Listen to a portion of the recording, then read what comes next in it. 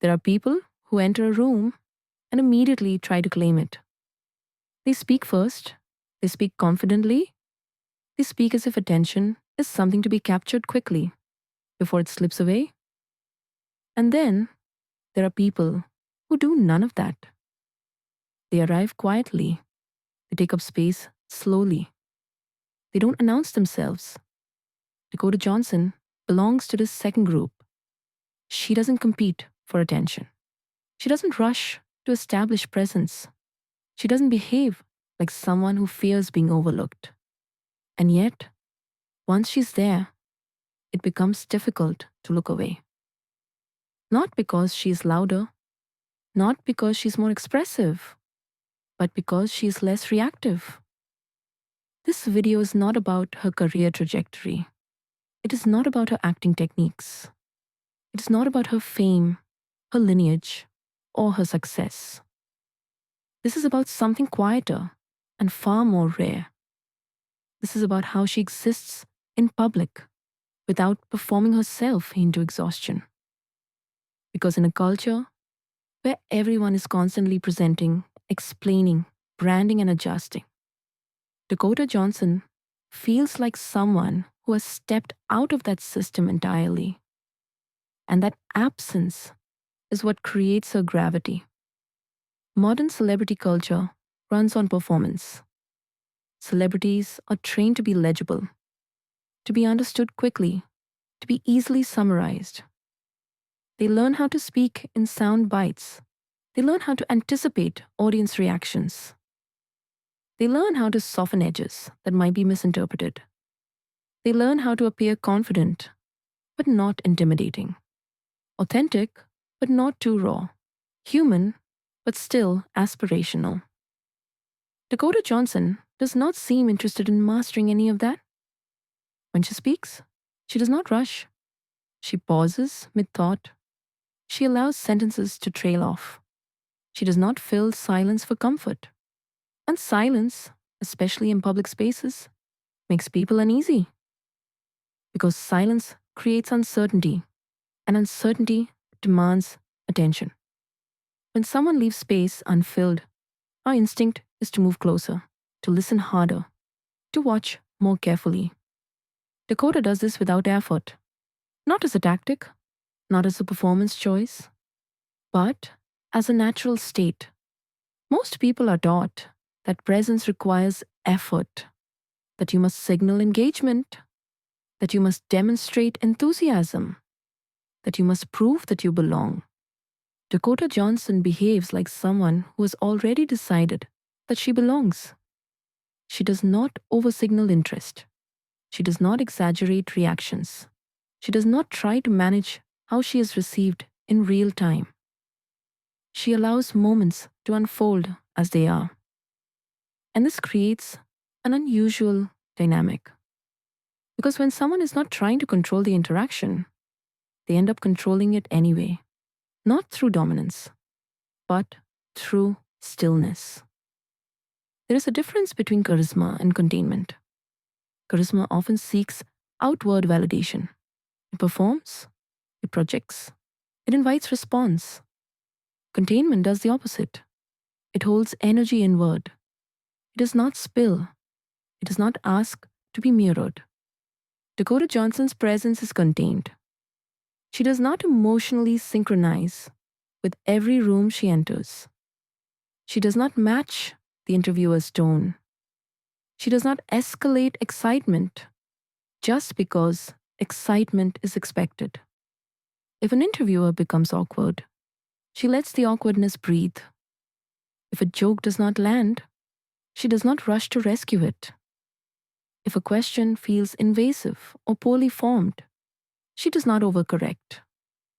This signals something subtle but powerful. It signals that she does not need the interaction to go well in order to feel okay within herself.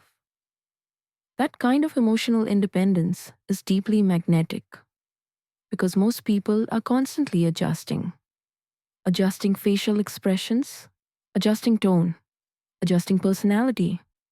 They are scanning for approval. Am I liked? Am I understood? Am I doing this correctly? Dakota Johnson does not appear to be asking those questions. And when someone stops asking them, their energy stabilizes. They stop leaking attention outward. They become grounded. Grounded people feel safe to observe. And safety draws attention more reliably than performance ever could. One of the most misunderstood aspects of Dakota Johnson's presence is her relationship with misunderstanding itself. She is often labeled awkward, detached, dry, unimpressive. And instead of correcting those perceptions, she allows them to exist. She does not chase clarification. She does not reshape herself to be more palatable. She does not explain herself into likability. This is rare. Most people are deeply uncomfortable being misunderstood. They associate misunderstanding with rejection, with failure, with being unseen. So they overclarify, they overexplain, they soften everything sharp. Dakota does not. She seems to understand that being misunderstood is not the same as being misaligned, and that not everyone is meant to have access to you. This requires a strong internal reference point, because when you do not know who you are, misunderstanding feels dangerous. But when you're anchored, misunderstanding becomes irrelevant. Dakota Johnson appears anchored, not arrogant, not dismissive, just settled. She trusts that the people who resonate with her will find her, and the people who don't, won't. She does not collapse herself to be more easily consumed. Her femininity follows the same pattern. It is not decorative. It is not exaggerated. It is not optimized for desirability. She does not perform softness. She does not perform strength. She does not dramatize herself. Her body language is neutral. Her expressions are restrained. Her presence is unadorned.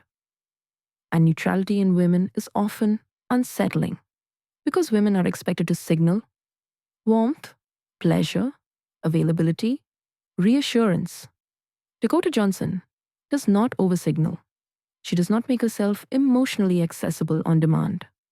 She does not negotiate her worth through charm. And this refusal subtly shifts power. Because when someone is not asking to be chosen, they are no longer waiting. They are simply there. Her energy does not say, "Do you want me?" It says, "I exist, whether you do or not." And that assumption of enoughness is disarming because it removes the transactional nature of attention. She is not offering herself in exchange for approval. She is not performing intimacy for consumption. She is not adjusting to be accepted. She is present without explanation. This is why she feels almost out of place in contemporary celebrity culture. We live in a time of constant optimization. Everything is content. Everything is curated. Everything is intentional. Even vulnerability has become strategic.